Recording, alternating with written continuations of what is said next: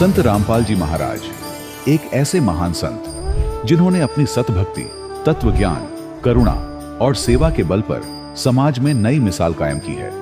संत रामपाल जी महाराज की अगुवाई में उनके सभी सतलोक आश्रमों से समाज कल्याण के अद्भुत कार्यों ने समाज को सुनहरे भविष्य की एक नई उम्मीद दिखाई है। संत रामपाल जी महाराज से नाम दीक्षा लेने के बाद लाखों लोगों की लाइलाज बीमारियां जैसे कैंसर, एड्स आदि ठीक हुई।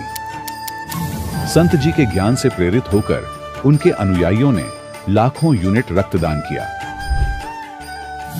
संत जी ने लाखों बहन बेटियों का दहेज मुक्त विवाह करवाया।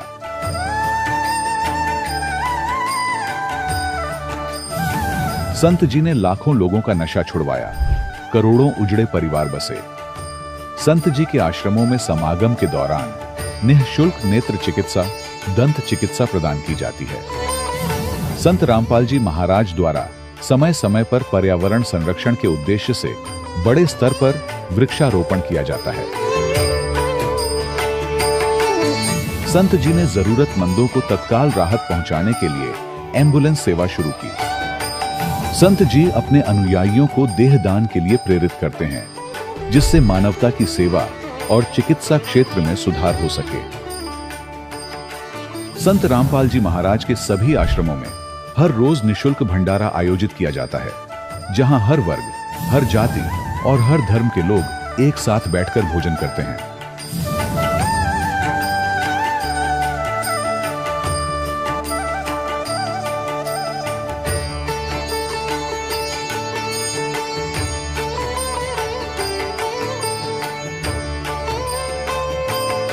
संत रामपाल जी महाराज के आश्रम में हजारों बुजुर्गों को सम्मान और प्यार के साथ जीवन जीने का अवसर मिलता है। उनके खाने, रहने और स्वास्थ्य की पूरी जिम्मेदारी संत रामपाल जी महाराज उठाते हैं। अनाथ बच्चों के लिए संत रामपाल जी महाराज के सभी आश्रम किसी वरदान से कम नहीं। यहाँ उन्हें शिक्षा, संस्कार और भविष्य के लिए बेहतर अवसर प्रदान किए जाते हैं। चाहे बाढ़ हो, भूकंप या महामारी, संत रामपाल जी महाराज और उनके अनुयायी हमेशा ही जरूरतमंदों के लिए सबसे आगे खड़े रहते हैं।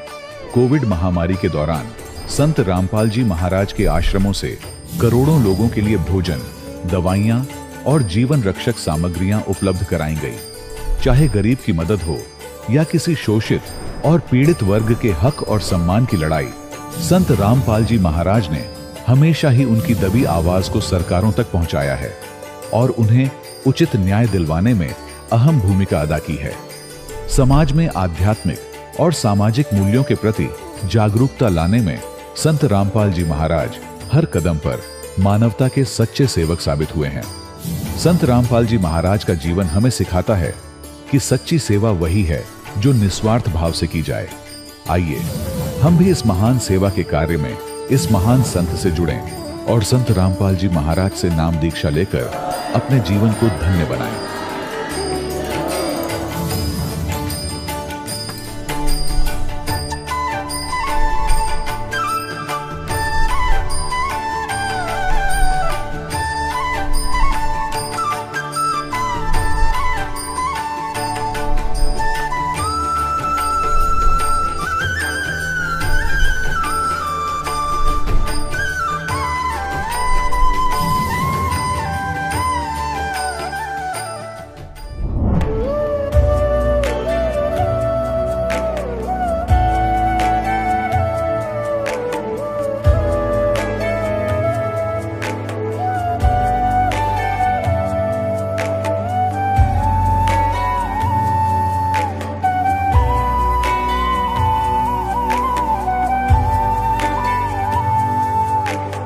गीता अध्याय 15 के श्लोक 16-17 में 3 प्रभु बताए हैं। ये 3 प्रभु कौन हैं? किस प्रभु की शरण में जाने के पश्चात जन्म और मरण समाप्त हो सकता है? 3 प्रभुओं में सबसे उत्तम परमात्मा कौन है? कैसा है? उसका क्या नाम है? इन सभी गूढ़ रहस्यों को जानने के लिए अवश्य सुनिए जगत गुरु तत्वदर्शी संत रामपाल जी महाराज के अमृत वचन। सत साहिब दर्शकों, मनुष्य अपने जीवन में आत्मिक सुख की तलाश में हर संभव उपाय अपनाता है, वह पूजा करता है, व्रत रखता है, मंत्र जाप करता है, तीर्थ यात्राएं करता है, सब कुछ केवल इस आशा में करता है ताकि उसे सच्चा सुख और शांति मिल सके। लेकिन जब वह भक्ति करते हुए भी दुख और परेशानियों से घिरा रहे तो वह तनाव और निराशा का शिकार हो जाता है। दर्शकों, ऐसी ही कहानी थी उत्तर प्रदेश के रहने वाले निहाल सिंह जी की। निहाल जी ने अपने जीवन में कई प्रकार की साधनाएं अपनाई, मंत्रों का जाप किया, व्रत रखे, विभिन्न देवी देवताओं की पूजा की और तीर्थ यात्राओं पर भी गए। लेकिन इतना सब कुछ करने के बावजूद भी इनका जीवन बीमारियों और परेशानियों से घिरा रहा। लेकिन दर्शकों, आज निहाल जी का कहना है कि जब से मैंने संत रामपाल जी महाराज की शरण ग्रहण की है, तब से मेरी जिंदगी पूर्ण रूप से बदल गई है। अब न केवल मुझे मानसिक शांति प्राप्त हुई है, बल्कि शारीरिक कष्ट भी समाप्त हो गए हैं। तो दर्शकों, आखिर संत रामपाल जी महाराज ने निहाल जी को ऐसी कौन सी जड़ी बूटी दे दी जिससे इन्हें जीवन में वह सुख और शांति मिली जिसकी ये वर्षों से तलाश कर रहे थे? आखिर इसके पीछे की सच्चाई क्या है? आइए सुनते हैं निहाल सिंह जी की यह प्रेरणादायक और सच्ची कहानी उन्हीं की जुबानी।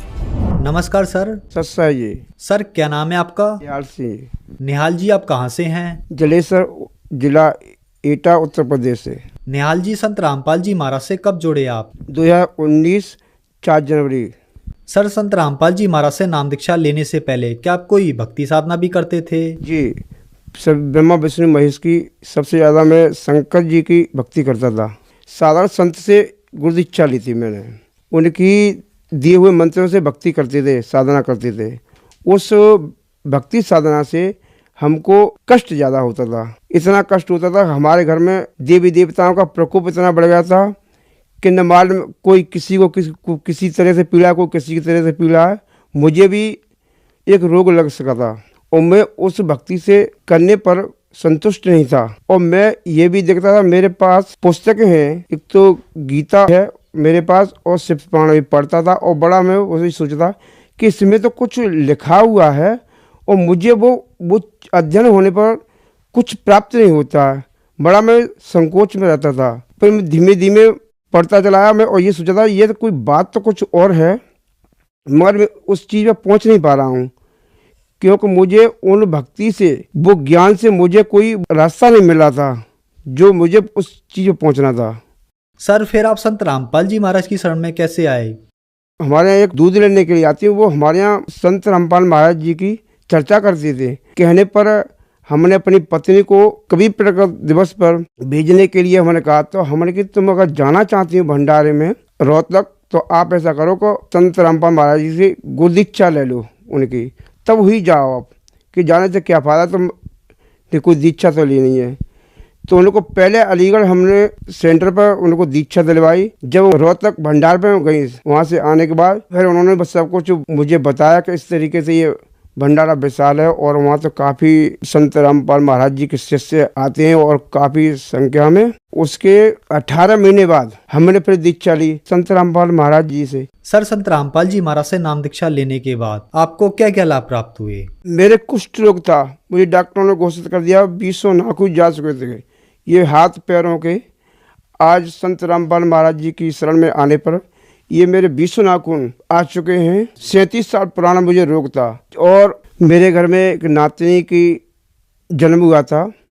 3 साल की अवस्था में घर की स्त्रियों ने बताया कि ये बच्ची किंगर है। किंगर बताने पर मैं भी बेचैन हुआ था और उस बच्ची को हमने संत रामपाल महाराज जी की दीक्षा दिलवा दी। तो कुछ समय बाद वही स्त्रियां बोलने लगी कि ये बच्ची तो ठीक हो गई है। अगर आप देखना चाहो तो ये बच्ची मेरे साथ आई हुई है। ये बच्ची है 3 साल की अवस्था में। घर की स्त्री ने बताया था कि किंगर है बच्ची। इसको संत रामपाल महाराज जी की दीक्षा दिलवाने पर कुछ समय बाद वो ही स्त्रियाँ आई, कहती तो बच्ची सही हो गई, उनकी कृपा से ये सही हो गई बच्ची और आज ये नॉर्मल है बच्ची, जो समाज तौर पर होनी चाहिए। सर, क्या आप नशा भी करते थे? हाँ, पहले मैं नशा भी करता था, बीड़ी तम्बाकू का। संत रामपाल महाराज जी की शरण में आने पर मेरा नशा ऑटोमेटिक छूट गया था।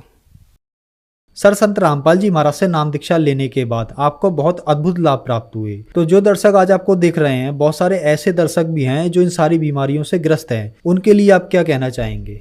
जो दर्शक बीड़ी तम्बाकू इस्तेमाल करते हैं और बेकार बढ़ते बीड़ी तम्बाकू खाने से, वो नशा मुक्त नहीं हो पाता है। संत रामपाल जी महाराज जी की शरण में आने पर उनके मंत्रों में इतनी शक्ति है कि वो नशा अपने आप ही स्वतः समाप्त हो जाता है। इच्छा भी खाने की तो बात छोड़ दो, आप हाथ में पकड़ नहीं सकते।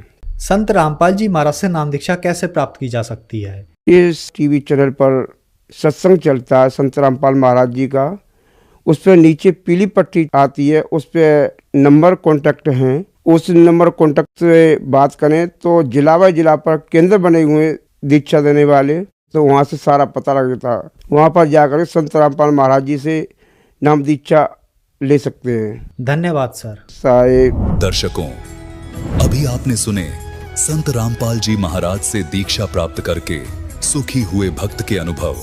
अब देखिए जगत गुरु तत्वदर्शी संत रामपाल जी महाराज के मंगल प्रवचन। अब ये कंसेप्ट क्लियर करना पड़ेगा कि अब ये कलयुग बीत कितना गया।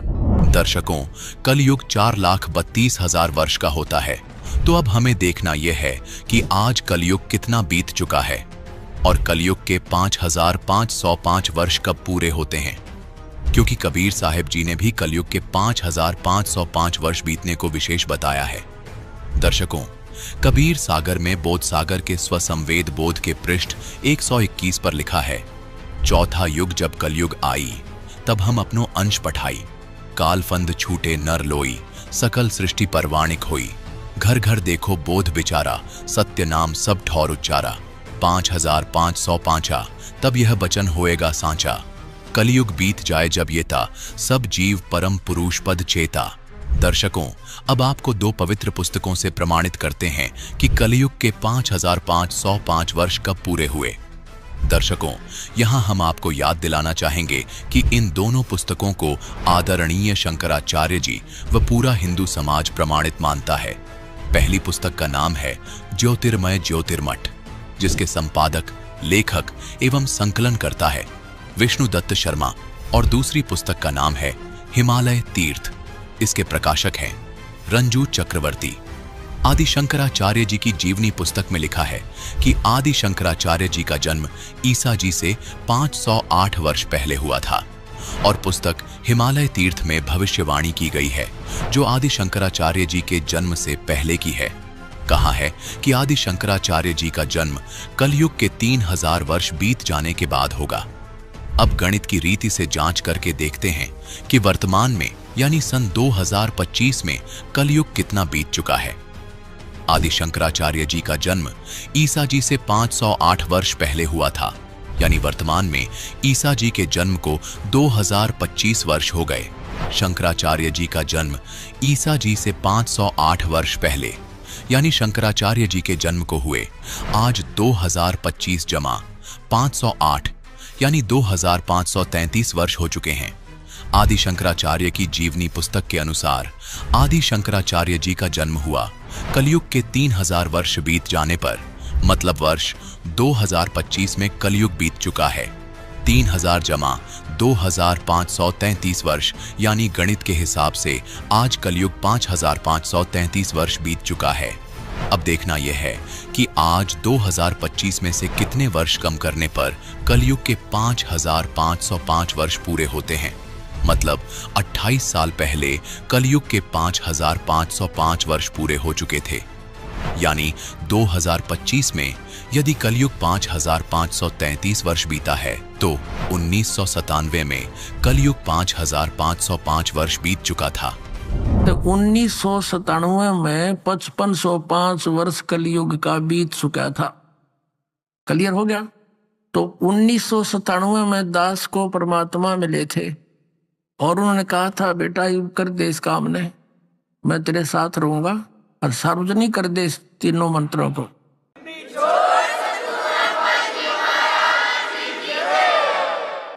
पुण्यात्माओं, पहले ये भी उन्होंने एक आदेश दिया था कि अभी मेरे मिलन को तो अभी सार्वजनिक ना करना, 2-4 वर्ष उसके बाद कर देना। तो 2005 में दास ने एक पुस्तक लिखी थी भक्ति और भगवान। तो उसमें लिखा था कि परमात्मा किन किन को मिले और दास को भी मिले। 1997 मार्च में, आज दिखाता हूं आपको। और अब 2008-9 के अंदर यह पुस्तक लिखी थी आध्यात्मिक ज्ञान गंगा। इसके अंदर भी प्रमाण है, देखिएगा। ये आध्यात्मिक ज्ञान गंगा, ये आपके कर कमलों में है। ये देखिएगा, आध्यात्मिक ज्ञान गंगा, ये 538 पृष्ठ पे। मुझ दास यानी रामपाल दास को परमेश्वर कबीर साहिब जी संवत 2054 फाल्गुन मास शुक्ल पक्ष एकम यानी चांदनी एकम को मार्च 1997 को दिन के 10 बजे मिले तथा सार शब्द की वास्तविकता तथा संगत को दान करने का सही समय का संकेत देकर अंतर्ध्यान हो गए और इसको अगले आदेश तक रहस्य युक्त रखने का आदेश दिया कि मेरे मिलन को कुछ दिन ना बताना।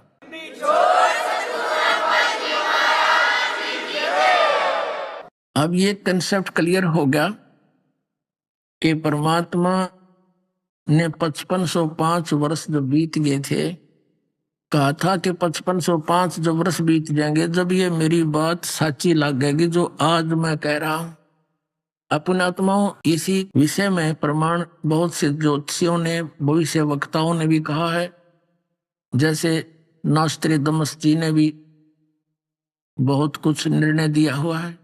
और एक वर्तमान के अंदर जैसे जय गुरुदेव पंथ के प्रवर्तक ये श्री तुलसीदास जी थे, अब तो चले गए, छोड़ गए संसार को। इनके जीते जी दास ने संदेशा भेजा था, इनके सब तरह से किसी तरह इनकी आंख खुल जा, अपना भार मुक्त हो जाता।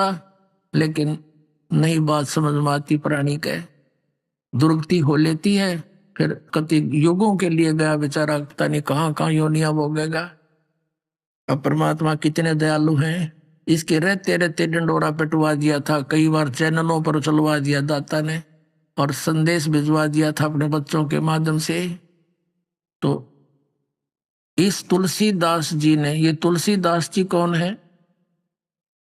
ये जय गुरुदेव पंथ के प्रवर्तक मथुरा के अंदर, और प्रवर्तक है मथुरा में, इनका मूल स्थान है। और ये कौन से पंथ से संबंधित हैं?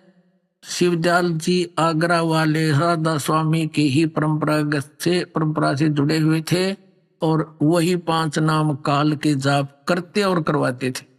लेकिन ये पुण्यकर्मी प्राणी थे, पूर्व जन्म के संस्कारी हंस थे। सन 1950 से ही ये सत्संग करने लग गए थे, और 1971 में इस पुण्यात्मा के पुण्य शेष थे। इनकी दिव्यदृष्टि काम करे थी। इसने जो की चों सत्यवाणी बता दी थी कि 7 सितंबर 1971 को इसने भविष्यवाणी की कि एक महापुरुष आवेगा और पूरे विश्व को वो ज्ञान प्रचार करेगा और सबका सुधार करेगा। अब दिखाता हूं आपको, ये देखिएगा, ये पुस्तक है जय गुरुदेव की अमरवाणी भाग 2। हरिओम मंदिर बनवा गया यो भगत, सारी उम्र में इस पर भी स्पेशल लगा गया। बताइए क्या काम आओगा इसके भी, खो गया सारा जीवन। तो तेरा भैया संत मंदिर बनवाते हैं, इनसे तो पीछा छुटवाया संतों ने। ये देखो जय गुरुदेव की अमरवाणी भाग 2, ये है वो जय गुरुदेव बाबा यानी तुलसीदास जी, परम संत तुलसीदास जी महाराज। विश्व को शांति अब इन्हीं से मिलेगी। ये इनके शिष्य लिखा करते कि विश्व में शांति इनसे मिलेगी। और बाबा सतयुग लावेगा, यू कलयुग घोर आ गया बाबा में, और कुछ ना होया, यू चलाया गया बेचारा। अब आओगा सतयुग। ये है जय गुरुदेव की अमरवाणी, शाकाहारी सदाचारी बाल संघ से संकलित। प्रकाशक हैं दिव्या शर्मा, 88 साकेत कॉलोनी, मथुरा, उत्तर प्रदेश। मुद्रक हैं अर्जेंट प्रिंटर्स, पुराना बस स्टैंड, मथुरा, उत्तर प्रदेश। इसके 59 पृष्ठ पे ये देखिएगा, 59 पृष्ठ पे इसने क्या कहा है। ये परिवर्तन का कारण भारतवर्ष बनेगा, ये हेडिंग है इसका। महापुरुष का जन्म भारतवर्ष के छोटे से गांव में हो चुका है और वह व्यक्ति मानव इतिहास का सबसे महत्वपूर्ण व्यक्ति बनेगा। उसे जनता का इतना बड़ा समर्थन प्राप्त होगा कि आज तक किसी को नहीं मिला है। वह महापुरुष नए सिरे से विधान को बनाएगा और वह विश्व के संपूर्ण देशों पर लागू होगा। उसका एक झंडा होगा, उसकी एक भाषा होगी।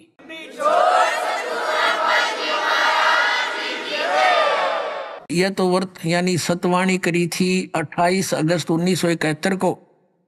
यह शाकाहारी पत्रिका में छपी। फिर लोगों ने पूछा कि हे महाराज जी, आप तो कह रहे हो कि वो महापुरुष, उस महापुरुष का जन्म हो चुका है, तो उसका कुछ पता सता बता दो, उसके दर्शन तक कर ले हम।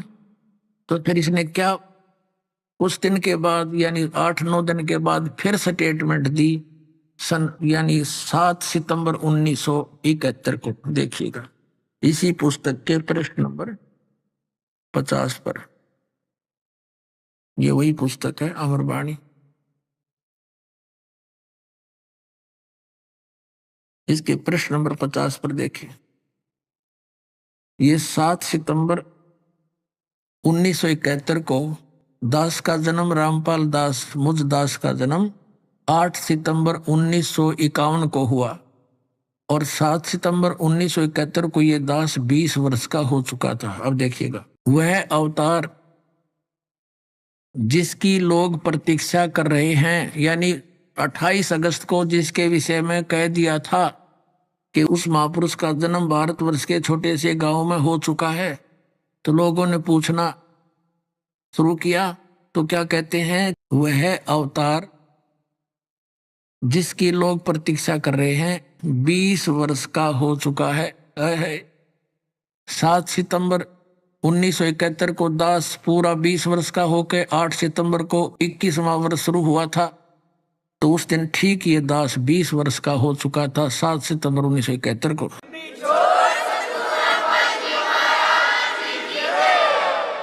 वह अवतार जिसकी लोग प्रतीक्षा कर रहे हैं 20 वर्ष का हो चुका है। यदि उसका पता बता दूं तो लोग पीछे पड़ जाएंगे। अभी ऊपर से आदेश बताने के लिए नहीं हो रहा है, मैं समय का इंतजार कर रहा हूं और सभी महात्माओं ने समय का इंतजार किया है। समय आते ही सबको सब कुछ मालूम हो जाएगा। पुण्यात्माओं, 1971 में इस पुण्यात्मा की दिव्य दृष्टि काम करे थी, पिछले पुण्य इसके शेष थे और ये 40 साल में इसने अपने कति कर्म फोड़ दिए। क्योंकि पिछली बैटरी तो जो पूर्व जन्म की भक्ति साथ थी वह तो खर्च कर दी, चेले बना के उनको आशीर्वाद दे दे के हैं। और आगे का चरित्र यानी भविष्य की भक्ति शास्त्र अनुकूल नहीं थी। शास्त्र विदिता का मनमाना आचरण, ये 500 नाम काल के जाप करते और करवाते थे। तो इनका कति खत्म होगी, इनकी बैटरी डाउन होगी, यानी पुण्य कमाई भक्ति कति समाप्त हो चुकी थी। अब जैसे इस दास ने टेलीविजन के माध्यम से इसके रहते रहते को 20 बार चला होगा, शायद इसकी आंख खुल जा और कह दे भाई वो आ चुका है, बरवाड़े में बैठा है, जाओ अपना कल्याण करवा लो।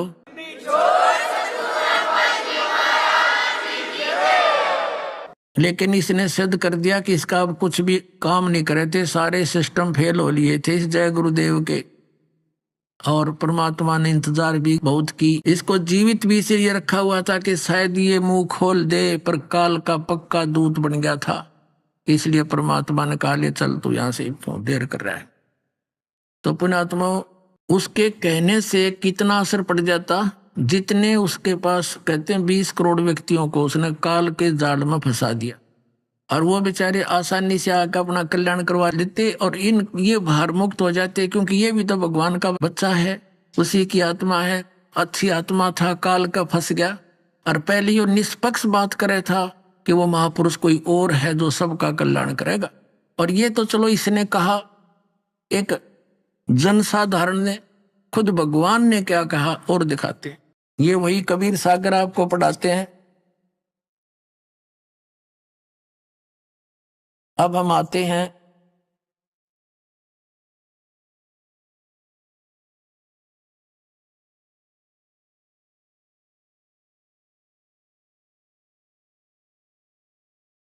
ये सबसम वेद बोध,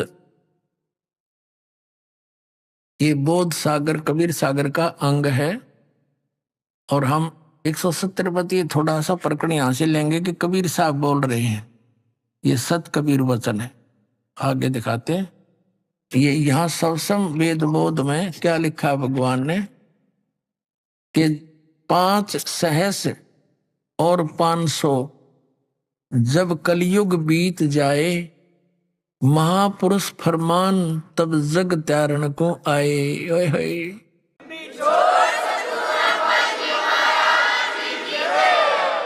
के 5505 5 सहस और 500, ओए होए, 5 सहस और 500 यानी 5500 जब कलयुग बीत जाए, महापुरुष फरमान तब जग तारण को आए। पूरे विश्व को तारने के लिए एक महापुरुष परमात्मा का फरमान लेकर आएगा, यानी उद्धार करेगा।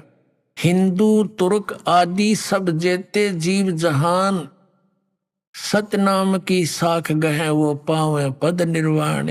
ओए होए, हिंदू तुर्क आदि यानी हिंदू तुर्क और जितने भी जैन या सिख ईसाई जितने भी आदि में सभी आ जाते हैं, जितने भी जीव जहान में हैं संसार में, वो सतनाम की साख को समझकर उसको प्राप्त करके फिर मोक्ष निर्वाण माने मोक्ष पद प्राप्त करेंगी। फिर क्या कहा कि यथा शरीतगण आप ही, शरीतगण माने दरिया, यथा शरीतगण आप ही मिले सिंधु में धाये। जैसे दरियाएं अपने आप समुद्र से चलती हैं, उनका अपने आप फ्लो होता है और पूरी स्पीड के साथ चारों तरफ से आके और समुद्र में ऑटोमेटिकली आप पे मिल जाती है। कहते हैं ऐसे ये पंथ सारे के सारे इस सत सुकृत पंथ में, इस सच्चे पंथ में वो पुण्यात्मा सत्य ज्ञान को समझकर परमात्मा के बच्चे इतनी स्पीडता होंगे जैसे दरिया फटाफट जाकर मिलकर एक हो जाती है।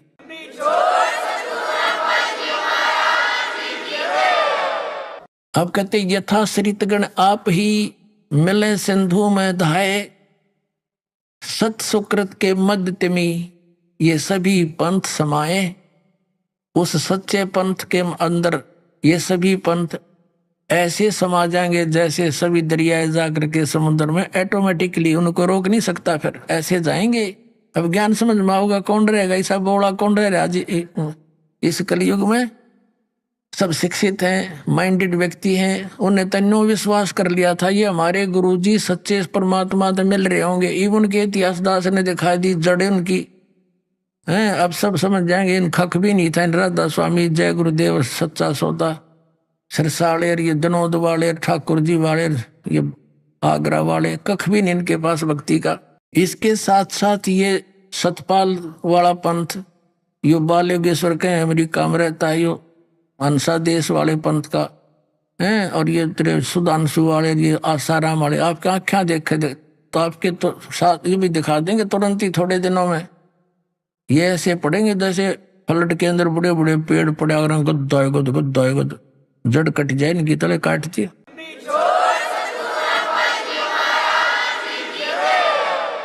इन सब की जड़ों की मिट्टी खाली हो चुकी है। एक तूफान आएगा सारे लोटपोट होंगे, देख लेना।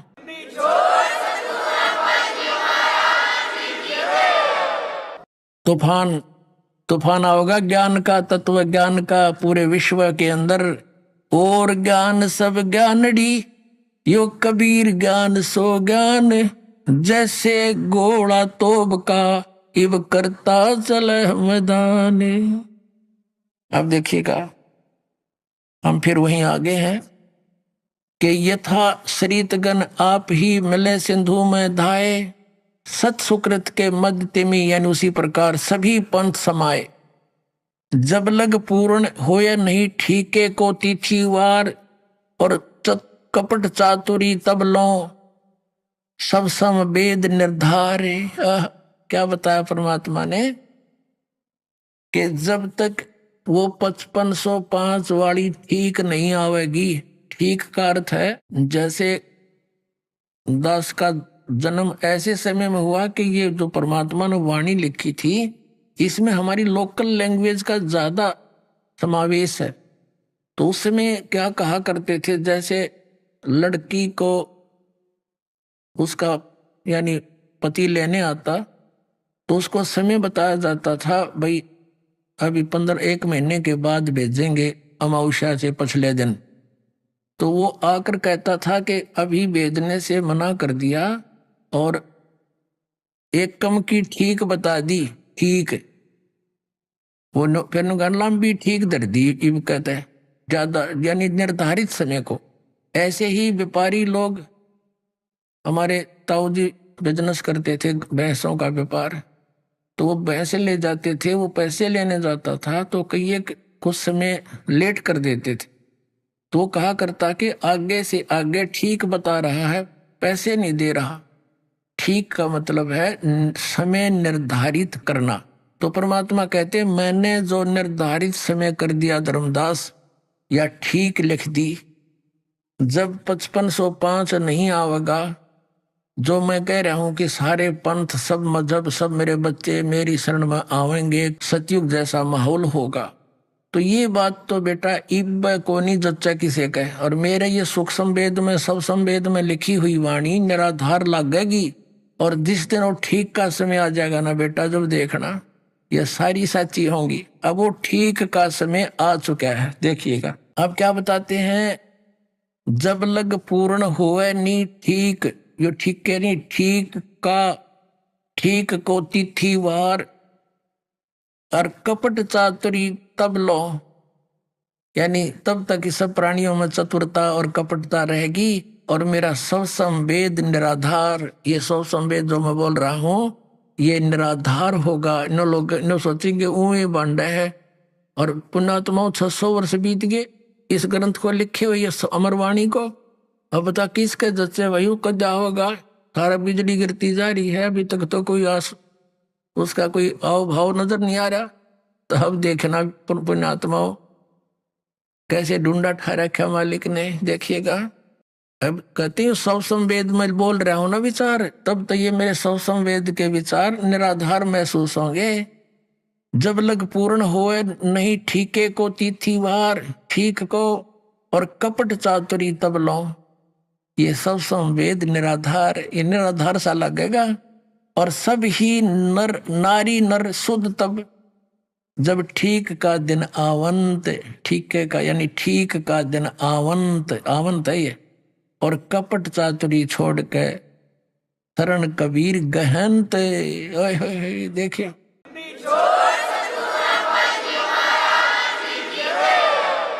अब किसका अर्थ क्या है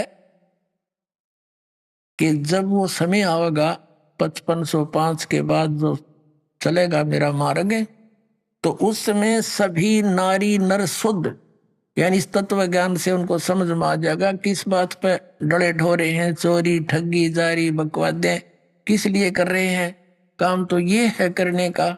तो कहते सब निष्कपट हो जाएंगे, शुद्ध हो जाएंगे सब नारी नर शुद्ध तब, जब ठीक का दिन आवंत, और कपट चातुरी छोड़ के, ये कपट और चतुराई छोड़ के सब शरण कबीर गहनत, कबीर साहब की शरण मेरी शरण ग्रहण करेंगे।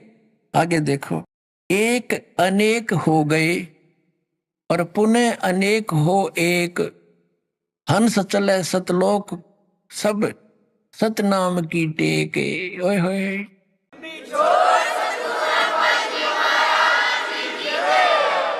परमात्मा कह रहे हैं कि मेरे बच्चे इस काल ने डिवाइड कर दिए, अनेक बना दिए, नरे मजहब नारे अलग अलग बना दिए, और ये पंथ कने बना दिए। एक से अनेक हो गए ये, और इव अनेक हो एक, सब मिलकर एक हो जाएंगे। और सभी चले हंस चले सतलोक को, और सतनाम की टेक, सतनाम का जाप करके इसके कारण इसकी भक्ति से सतलोक जाएंगे सारे।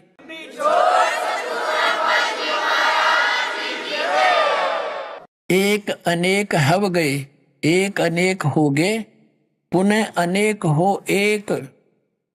हंस चले सतलोक सब, हंस चले सतलोक सब, जो इस नाम ने ले लेंगे सतनाम को।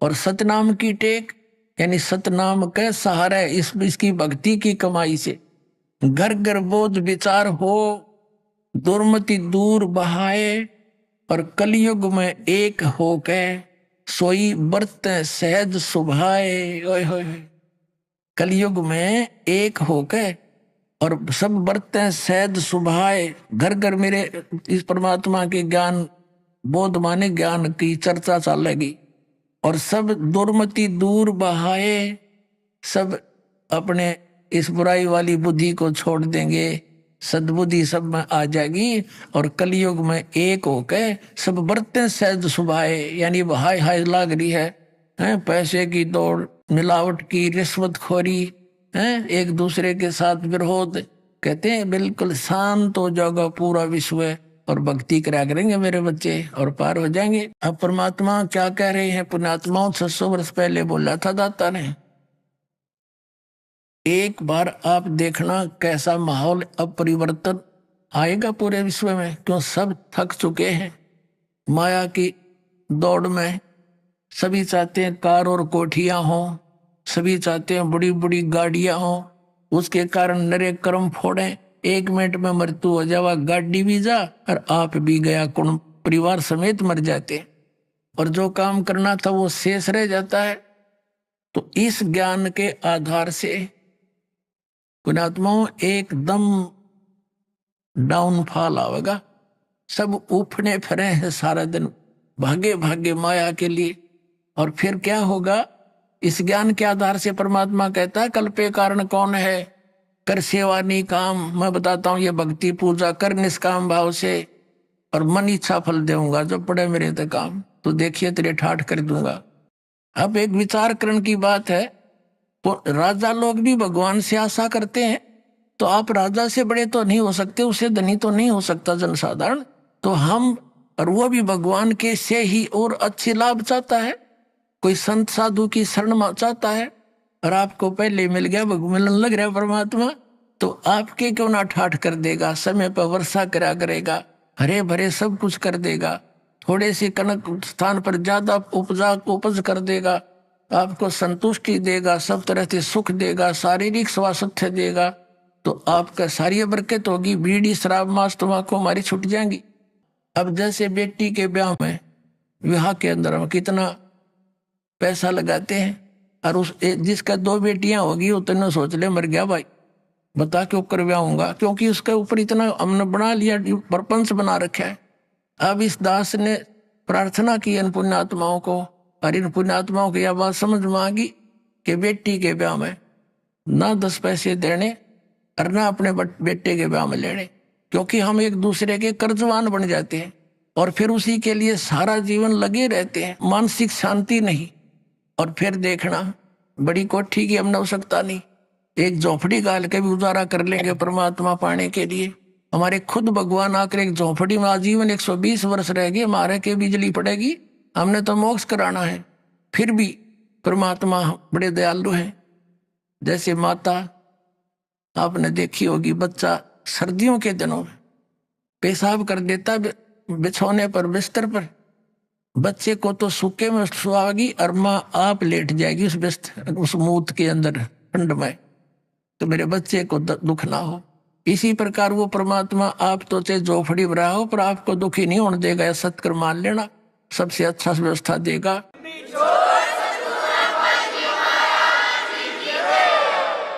अब आगे देखना, अब घर घर बोध विचार हो, दुर्मति दूर बहाए, कलयुग में एक हो के सब सोई व्रत सहज सुभाए, बड़े प्यार से रहा करेंगे। और कहा उग्र का शूद्र हो, कहा उग्र का शूद्र, उग्र माने डाकू बदमाश चोर हाहाकार करने वाले, और शूद्र माने गरीब आदमी हो। हर सब की भव भीड़, यानी हवे हो सब की भव भीड़, यानी एक जगह आकर सब मिलकर प्यार से रहा करेंगे। और सो समान समदृष्टि हो है वो समरस सत कबीर, जो इस पंथ का प्रवर्तक यानी मुखिया होगा, वो समरस सत कबीर की शक्ति युक्त होगा और सब पर समान दृष्टि रखेगा, वो समरस सत कबीर ही समझो। बोलो सतगुरुदेव।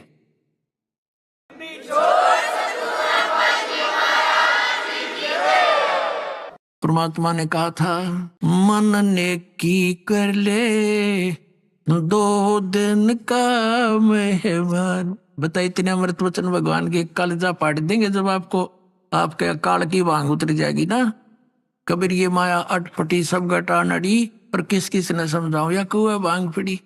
परमात्मा कहते हैं मन ने की कर ले, 2 दिन का मेहमान। 1 सेकंड का भरोसा नहीं के बिजली गिर जा, और ये भक्ति कर। और कहते मैं तेरे साथ रहूंगा। 184 की तू सह तरासा, ऊंच नीच घर लेता वासा।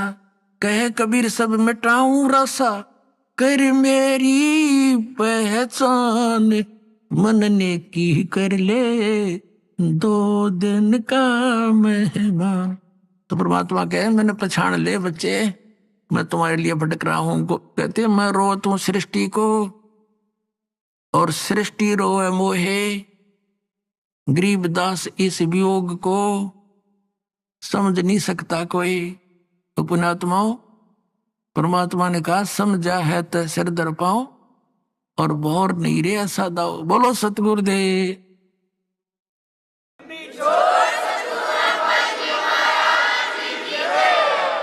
परम पिता परमात्मा पूर्ण ब्रह्म सारी सृष्टि के रचनहार, कबीर देव, कबीर साहिब, कबीर भगवान, अल्लाहू अकबर, इस परम पिता की असीम कृपा से आप जी सत्संग सुनने के लिए उपस्थित हुए।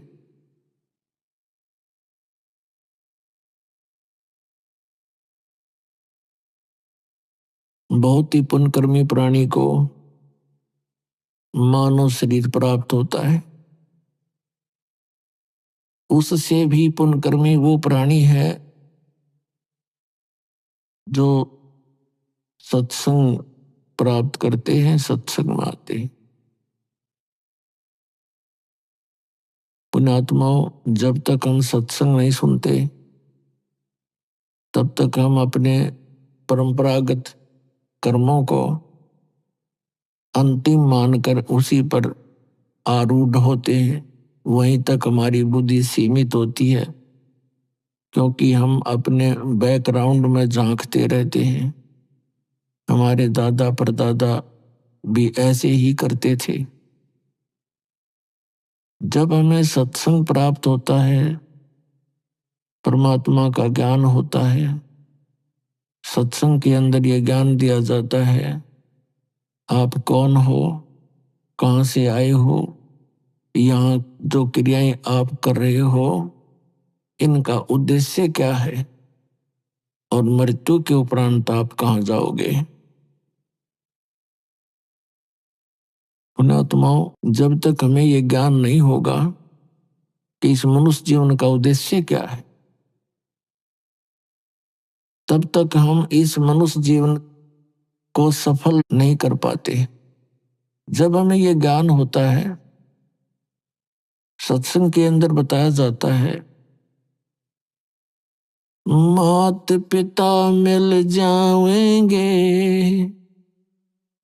मात पिता मिल जाएंगे, 184 माँ सतगुरु सेवा और बंदगी भाई फेर मिलन की ना। जहां भी हमारा जन्म होगा माता पिता वहां भी मिल जाएंगे। जैसे हम पशु बने वहां भी माता पिता, पक्षी बने वहां भी माता पिता, मानव बने वहां भी माता पिता, ये तो आपको मिलते रहेंगे, लेकिन सतगुरु सेवा और ये भक्ति कहते हैं फेर मिलन की ना। मानुष जन्म दुर्लभ है, मिले न बारंबार, तरवर से पत्ता टूट गिरे, बहुर न लगता डर।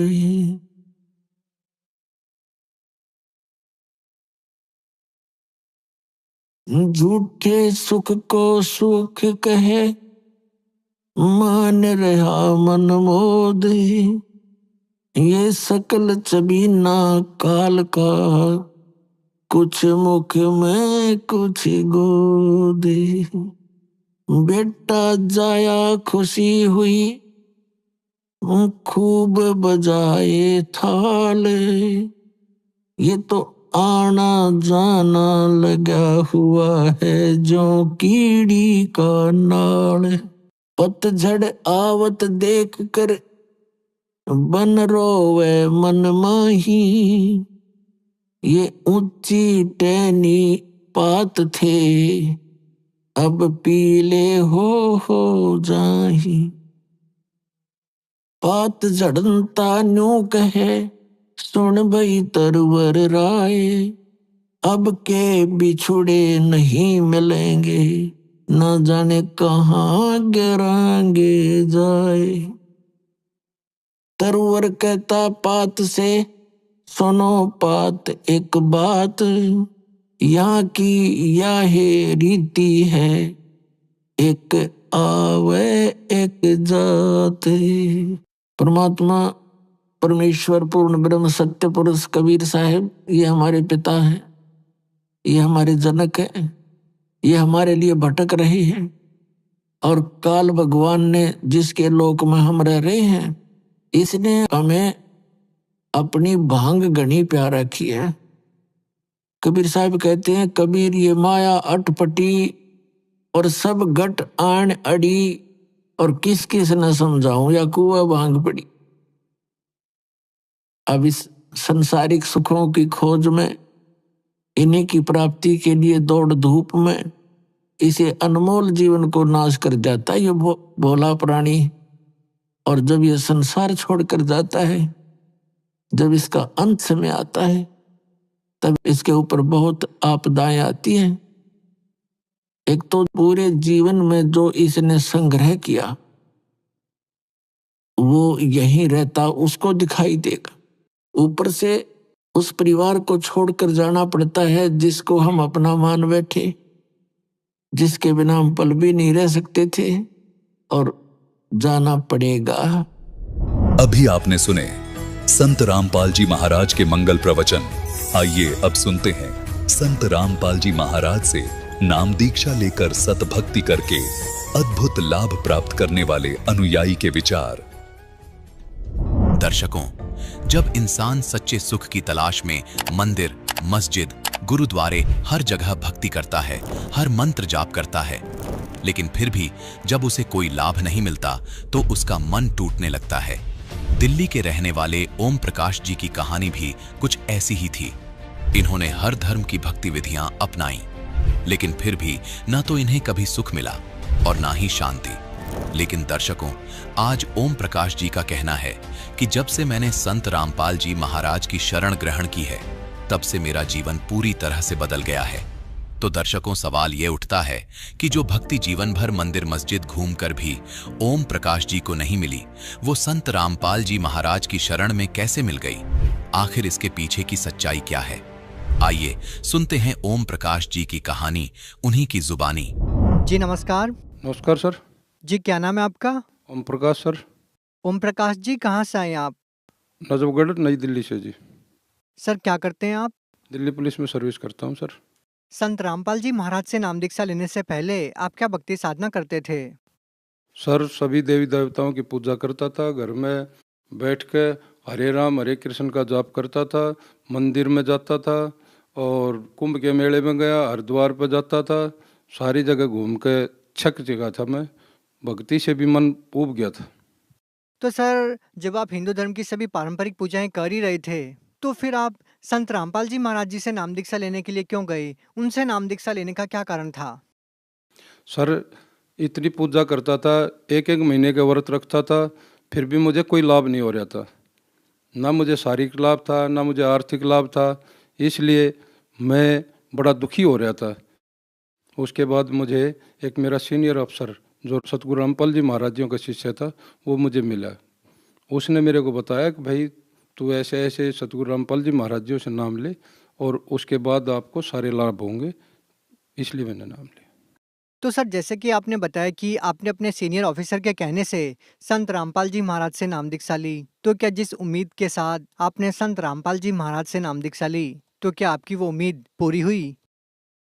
सर, जिस उम्मीद से मैंने नाम दीक्षा परमात्मा से ली, सतगुरु रामपाल जी महाराज जी से, वो 100 की 100 खरी उतरी जी।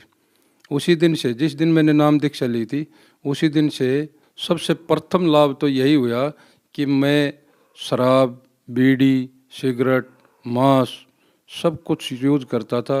जिस दिन से मैंने नाम दीक्षा ली है, उस दिन से मैंने ये शराब, कोई भी नशा किसी प्रकार का मैंने नहीं छुआ है, ना कराया है। और मैं ये कहता था पहले कि मेरा नशा छुटवाने वाला इस धरती पे कोई नहीं है। और जिस दिन से मैंने सतगुरु रामपाल जी महाराज जी से दीक्षा ली है, उसी दिन से मैंने परमात्मा सतगुरु रामपाल जी महाराज जी की दया से न मैं शराब का हाथ लगाता, न मैं बीड़ी, सिगरेट, किसी प्रकार मांस का भी कोई छूने का तक का भी काम नहीं है। सर, इसके बाद मेरा छोटा बेटा 2010 में ये मलेरिया से बीमार हो गया था और उसको एक दिन प्लेटलेट डाउन हो गई थी और डॉक्टर ने उससे दवाई देनी बिल्कुल मना कर दी थी। तो मैं उसको घर लेकर आया और हमने अपनी ये जो देसी गिलोई होती है उसकी जूस बना के और उसको थोड़ा पिला दिया। पिलाने के बाद वो बिल्कुल अनकॉन्शियस हो गया, जैसे मर गया। और हमारी तरफ से तो मर ही गया था। तो हमने पहले अपना प्रयास किया, किसी दोस्त को फ़ोन फान करके गाड़ी मिल जाए, तो गाड़ी भी नहीं मैं व्यवस्था कर सका। तो लास्ट में हार के मेरे ध्यान आया, परमात्मा ने दया करी, सतगुरु रामपाल जी महाराज जी ने, मैं उस बच्चे को उठा के अपने पूजा रूम में लेके गया। पूजा रूम में ले जाकर मैंने पहले बच्चे से दंडवत कराई और उसके बाद मैंने और मेरी पत्नी ने दंडवत करी और हम विलाप करते हुए प्रार्थना लगाई सतगुरु रामपाल जी महाराज जी से, हे परमात्मा, आपके बच्चे के साथ ऐसा होगा तो इस धरती पर कौन सुखी होगा और भक्ति कौन करेगा। जिसके कारण जैसे ही मैंने प्रार्थना करी वैसे मेरा बच्चा खड़ा हो गया एकदम तुरंत, और खड़ा होकर कहने लगा, पापा अब कुछ नहीं, मैं ठीक हूँ। और जैसे ही मैं खड़ा होते उसने मेरे गले की तो गर्दन की कोड़ी पकड़ ली, पैरों से कमर की, और फिर मैंने पूछी उनसे, बेटा क्या हो गया? तो बेटा बताने लगा, पापा मेरे को दिखाई नहीं दे रहा। तो मैंने कहा, अक भाई, सतगुरु रामपाल जी महाराज जी की दया से आपको जीवन दान मिला है तो आपको दिखाई भी देगा, मालिक दया करेंगे। तुरंत उसको दिखने लग गया। सर जी, जैसे ही बच्चा मेरा उस दिन सतगुरु रामपाल जी महाराज जी की दया से जिंदा हुआ और आज के दिन सतगुरु रामपाल जी महाराज जी की दया से ही बच्चा एयरफोर्स में सर्विस कर रहा है, बिल्कुल स्वस्थ है, बिल्कुल सारे काम बिल्कुल सुख शांति से चल रहे हैं। और सर जी, एक लाभ है मेरा, अभी 10 महीने पहले पोता हुआ था, जो समय से पहले 7 महीने का बच्चा हो गया था, जो सरकारी हॉस्पिटल में ले गए। बच्चे को डॉक्टरों ने बिल्कुल जवाब दे दिया था कि या तो बच्चा तो बचाना बहुत मुश्किल है। तो फिर हमने जैसे ही डॉक्टर ने जवाब दिया तो हमने सतगुरु रामपाल जी महाराज जी से प्रार्थना करी, दंडवत करी वहाँ और प्रार्थना लगाई। जैसे ही प्रार्थना लगाई तो बच्चा भी सुरक्षित हो गया और उसकी माँ भी सुरक्षित, दोनों को जीवनदान मिला। आज वो बच्चा 10 महीने का हो गया, बिल्कुल स्वस्थ है। और सर जी, एक लाभ ये हुआ, जैसे ही बच्चे की शादी करके दोबारा बच्ची को मिलाने के लिए जा रहे थे तो उस गाड़ी में मेरे दोनों बच्चे और मेरी सिस्टर और मैं खुद ड्राइवरी कर रहा था। तो जैसे ही हाईवे पे हम चल रहे थे तो वहाँ एक ट्रक ने ऐसा कट मारा कि वो गाड़ी जो हमारी थी डिवाइडर पर चढ़ गई और डिवाइडर पे ऐसे लोहे की ग्रिल लगी हुई थी सरिये, जो गाड़ी के अगले टायर में बैठ गए। सिर्फ गाड़ी का एक टायर फटा था, बाकी गाड़ी में कोई नुकसान नहीं। आज हम सतगुरु रामपाल जी महाराज जी की शरण में नहीं होते तो बिल्कुल सारा परिवार उस दिन खत्म होना था। और आज सतगुरु रामपाल जी महाराज जी की दया से हम पूरा परिवार अपने घर सुख शांति से रह रहे हैं। सर, जिस तरीके से आपने बताया कि पहले आप सालों से नशा कर रहे थे और आप चाहकर भी नशा नहीं छोड़ पा रहे थे, और ऐसा क्या होता है कि आप संत रामपाल जी महाराज से नाम दीक्षा लेते हैं और आपका नशा तुरंत छूट जाता है। तो सर, ऐसा संत रामपाल जी महाराज ने आपको ऐसा क्या दिया कि जिसकी वजह से आपका नशा छूट गया? देखो जी, सतगुरु रामपाल जी महाराज जी की दया इतनी कृपा हुई मेरे ऊपर कि मैं बहुत कहता था कि मेरा नशा छुटवाने वाला इस धरती पर कोई नहीं है। जिसके कारण पर जिस दिन मैंने सतगुरु रामपाल जी महाराज जी से नाम दीक्षा ली थी, उस दिन से हमने ये पता लगा कि सतगुरु रामपाल जी महाराज जी के रूप में पूर्ण परमात्मा कबीर साहिब आए हुए हैं और उन्होंने हमारा सब प्रकार का नशा छुटवा दिया उसी दिन से। तो क्या संत रामपाल जी महाराज ने आपका नशा छुड़वाने के लिए कोई दवाई या जड़ी बूटी दी जिसको लेने के बाद आपका नशा छूट गया? परमात्मा ने ऐसी कोई दवाई या जड़ी बूटी नहीं दी, ना ही कोई ऐसा। परमात्मा ने सिर्फ और सिर्फ हमें नाम दीक्षा दी जिसका हम भजन करते हैं और परमात्मा दया करते हैं, जिसके कारण हमारी सारे नशे दूर हो गए। क्या संत रामपाल जी महाराज आप लोगों का नशा छुड़वाने के लिए आप लोगों से कोई पैसे भी लेते हैं? सर, ऐसा कोई पैसा नहीं लेते। सतगुरु रामपाल जी महाराज किसी भी प्रकार का किसी से भी कोई पैसा नहीं लेते। सर, अगर कोई व्यक्ति आप ही की तरह नशा करता है और वो भी चाहकर भी अपना नशा नहीं छोड़ पा रहा है, तो क्या वो भी संत रामपाल जी महाराज से नाम दीक्षा लेंगे तो क्या उनका भी नशा छूट जाएगा? बिल्कुल जी, जो परमात्मा स्वरूप सतगुरु रामपाल जी महाराज जी से नाम दीक्षा लेंगे वो सभी प्रकार के नशे बिल्कुल 101% छूट जाएंगे। जो सच्चे मन से नाम दीक्षा लेगा, सच्चे मन से सतगुरु रामपाल जी महाराज जी की शरण में आएगा। सर, जैसा कि आपने बताया कि पहले आप हिंदू धर्म की सभी प्रकार की पारंपरिक पूजाएं करते थे, लेकिन संत रामपाल जी महाराज के बारे में ये कहा जाता है कि वो देव देवताओं की भक्ति छुड़वाते हैं। सर, इसके बारे में आप क्या कहना चाहेंगे? इसमें कितनी सच्चाई है? सर, मैं भगत समाज को यह कहना चाहता हूँ कि परमात्मा स्वरूप सतगुरु रामपाल जी महाराज किसी भी देवी देवता की भक्ति नहीं छुटवाते, बल्कि शास्त्र अनुसार भागवत गीता और अपने वेदों के अनुसार इन देवी देवताओं की विधि और भक्ति बताते हैं शास्त्र के अनुसार। सर, आप भगत समाज को क्या संदेश देना चाहते हैं? सर, मैं भगत समाज को ये संदेश देना चाहता हूँ कि मुझे भी नहीं पता था कि सतगुरु रामपाल जी महाराज के रूप में भगवान आए हुए हैं। मैंने इतनी कठिन साधनाएं करी। मैं कुंभ के मेले में भी गया, नवरात्रे भी करे दुर्गा के, और एक एक महीना का व्रत भी करता था। उस साधना से मुझे कोई फ़ायदा नहीं हुआ, ना ही इस समाज को इन साधनाओं से कोई फ़ायदा होना। यहाँ सतगुरु रामपाल जी महाराज पूर्ण परमात्मा के रूप में आए हुए हैं और इनसे जो दीक्षा लेकर और जो भक्ति करेगा वो वास्तविक परमात्मा की शरण में जाएगा, सतलोक अपना गमन करेगा, पूर्णता भगवान की शरण में जाएगा। अन्यथा किसी भी इस धरती पर कहीं भी कोई लाभ नहीं मिलेगा। सतगुरु रामपाल जी महाराज के रूप में परमात्मा स्वयं धरती पर आए हुए हैं और मुझे भी नहीं पता था। इतनी घोर कठिन साधनाएं मैं करता था, एक एक महीने के व्रत रखता था, दुर्गा नवरात्र के व्रत करता था, कुंभ के मेले में जाता था। उन साधनाओं से कोई फायदा नहीं हुआ। जब से मैंने सतगुरु रामपाल जी महाराज जी से नाम लिया है तो मेरे घर के तमाम प्रकार के कलेश खत्म हो गए, मेरी शराब छूट गई, मेरा नशा हर प्रकार का मैंने छोड़ दिया और पूर्ण परमात्मा इस धरती पर आए हुए हैं सतगुरु रामपाल जी के महाराज जी के रूप में। आओ, उनसे नाम दीक्षा लो और अपना कल्याण करवाओ। अगर कोई व्यक्ति संत रामपाल जी महाराज से नाम दीक्षा लेना चाहता है तो उनसे नाम दीक्षा कैसे प्राप्त कर सकता है? देखो जी, YouTube चैनलों पर भी महाराजियों का सत्संग चलता है और उसमें नीचे नंबर आते हैं, और टीवी चैनलों पे भी काफ़ी चैनलों पे परमात्मा का सत्संग आता है, उसमें नीचे नंबर आते हैं। उन नंबरों से कांटेक्ट करो। लगभग 510 नामदान केंद्र खुले हुए हैं जगह जगह। उन पे जैसे ही आप संपर्क करोगे, नज़दीक की नामदान केंद्र पर जाके आप नाम दीक्षा ले सकते हो और अपना कल्याण करा सकते हो। सर, संत रामपाल जी महाराज से नाम दीक्षा लेने के लिए कितनी फीस देनी पड़ती है? सर, किसी प्रकार की कोई फीस नहीं देनी पड़ती। ये नाम दीक्षा लेने के लिए जाओ, निःशुल्क नाम दीक्षा लो और अपना कल्याण करो। जी, बहुत बहुत धन्यवाद आपका। नमस्कार सर।